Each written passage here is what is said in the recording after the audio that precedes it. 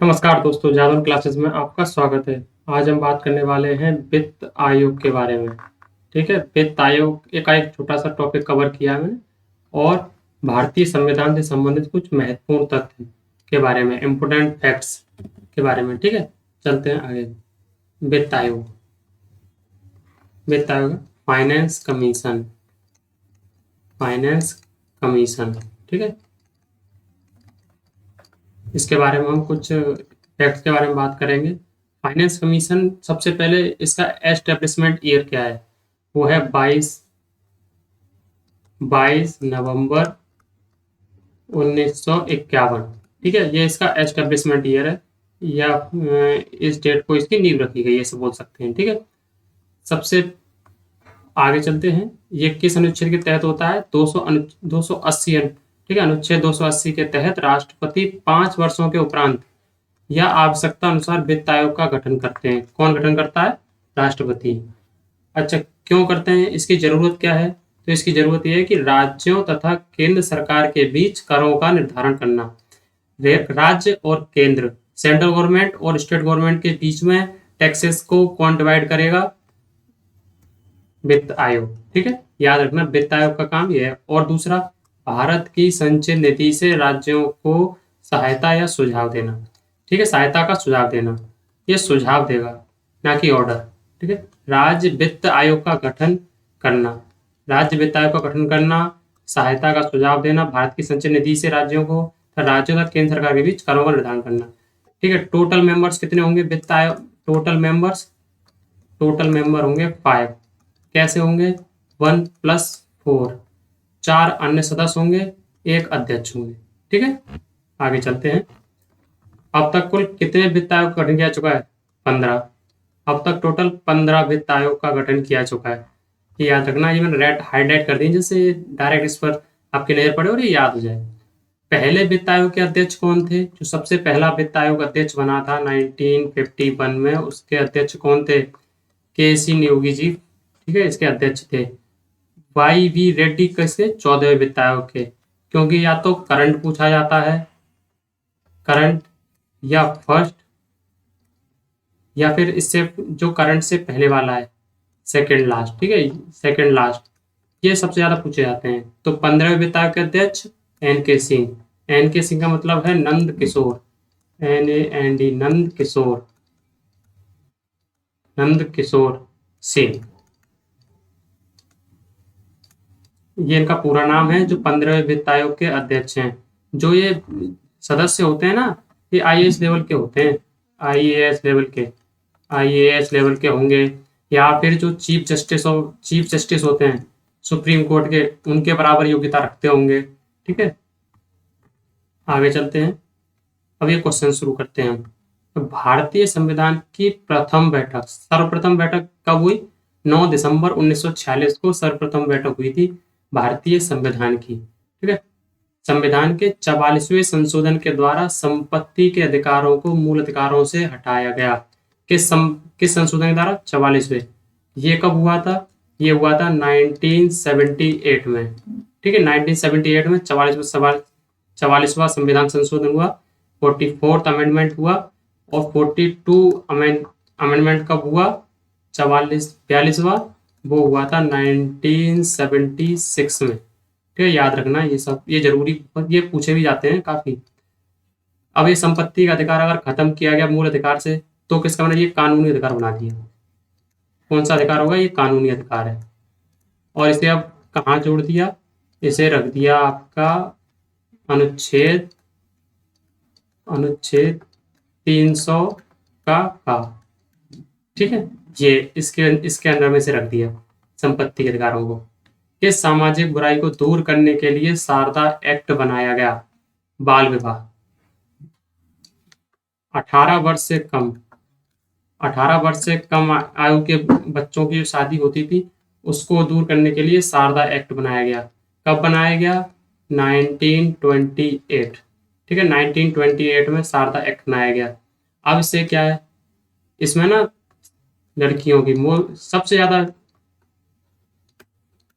लड़कियों की शिक्षा खत्म हो जाती थी, ये शिक्षित नहीं हो पाती थी, जबकि लड़कियों का एक देश के निर्माण में जबकि किसी लड़कियों का कि एक देश के निर्माण में बहुत एक अहम भूमिका होती है, ये हमेशा याद रखना। अगर एजुकेटेड नहीं होंगी, लड़कियां एजुकेटेड नहीं होंगी, तो इसका डायरेक्ट इफेक्ट उसकी ग्रोथ पर होगा, किसी भी देश की ग्रोथ पर डायरेक्ट इफेक्ट होगा, क्योंकि वहाँ की एजुकेशन रेट, ठीक है, एजुकेशन रेट भी गिरेगी, सब कुछ काफ़ी चीज़ें डिपेंड होती हैं, इसलिए ये बहुत ज़रूरी था लड़कियां शिक्षित हों, आगे बढ़ें और बढ़ चढ़ कर हिस्सा भी लें। ठीक है, आगे चलते हैं। भारत के संविधान की समस्त शक्तियां किस में निहित होती हैं? संसद में। संविधान के मूल कर्तव्यों को किस समिति की अनुशंसा के आधार पर जोड़ा गया? सरदार स्वर्ण सिंह समिति के आधार पर मूल कर्तव्यों को जोड़ा गया। ये मूल कर्तव्य ये है फंडामेंटल ड्यूटीज, TI ड्यूटीज। ठीक है, किस अनुच्छेद में है? 51 के का में। कौन सा संविधान संशोधन था? 44वां संविधान संशोधन। ठीक है, संशोधन के द्वारा 1978 में जोड़ा गया। पहले इसमें मूल, ठीक है, ये याद रखना, मूल कर्तव्यों को जोड़ा गया। अब एक चीज और बता देता हूँ आपको, फंडामेंटल ड्यूटीज। फंडामेंटल ड्यूटीज कितनी है टोटल?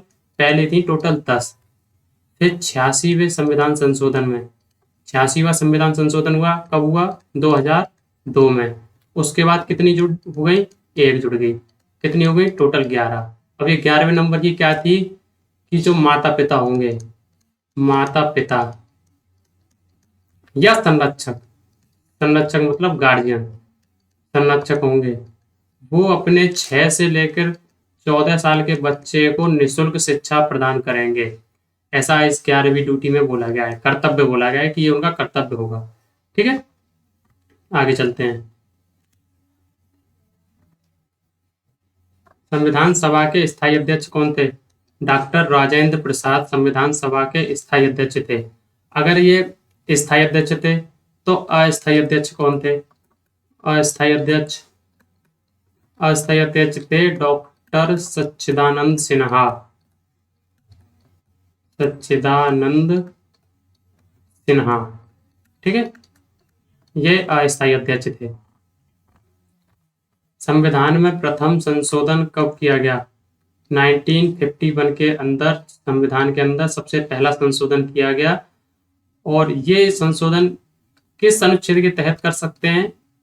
अनुच्छेद 368 ये पावर देता है कि संविधान के अंदर संशोधन कर सकते हैं, लेकिन इसमें यह भी लिखा है कि बेसिक स्ट्रक्चर में आप बदलाव नहीं कर सकते, स्ट्रक्चर में बदलाव नहीं कर सकते। जिसे आप देख रहे होंगे कि ये यहाँ पर हुआ, अभी मैंने बताया था आपको, क्या उनका का मतलब ये संविधान संशोधन के तहत जुड़ा का। ठीक है, क्लॉज और सब क्लॉज जोड़े जा सकते हैं। भारतीय संविधान में संशोधन की प्रक्रिया किस देश से ली गई है? ये ली गई है दक्षिण अफ्रीका से। ठीक है,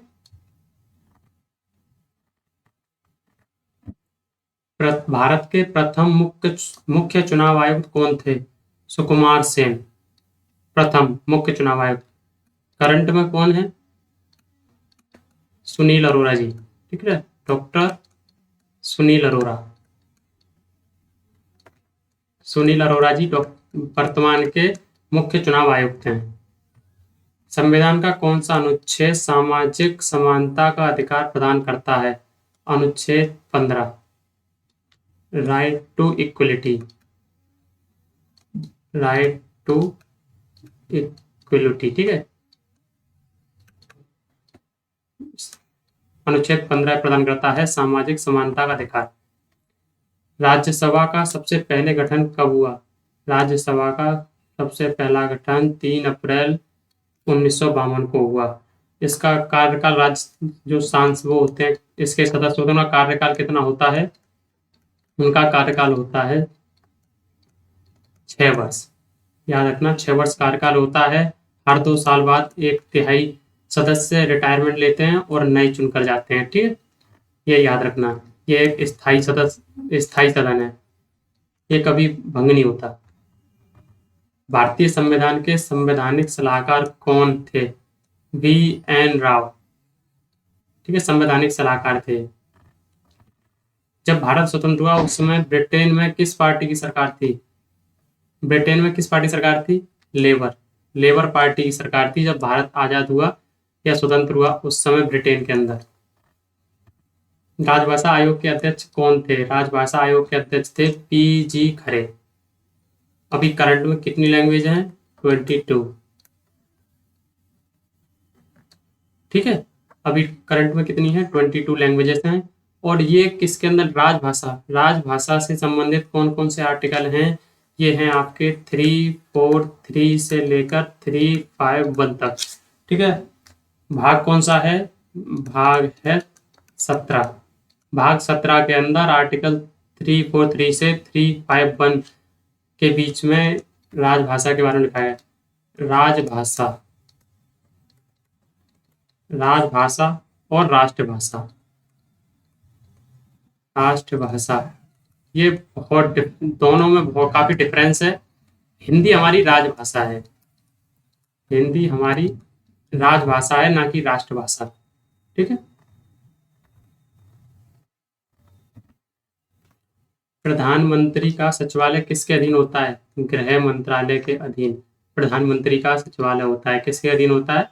गृह मंत्रालय के अधीन। ठीक है, याद रखना।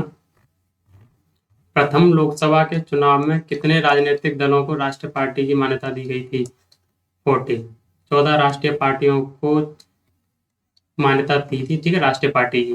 भारत के किस राष्ट्रपति का चुनाव आम सहमति से हुआ? नीलम संजीव रेड्डी। आम सहमति से हुआ था। ठीक है, ये निर्विरोध भी चुने गए थे शायद। ये निर्विरोध चुने गए थे, आम सहमति से हुआ था। भारत के केंद्र शासित प्रदेशों में शासन किसके द्वारा होता है? राष्ट्रपति के द्वारा।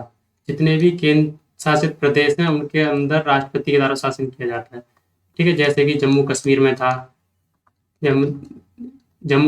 लेकिन अभी नहीं है वहां पर। लेकिन ठीक है, याद रखना।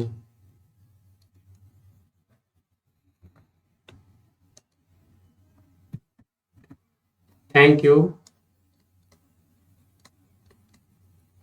अगर आपको वीडियो पसंद आई तो लाइक,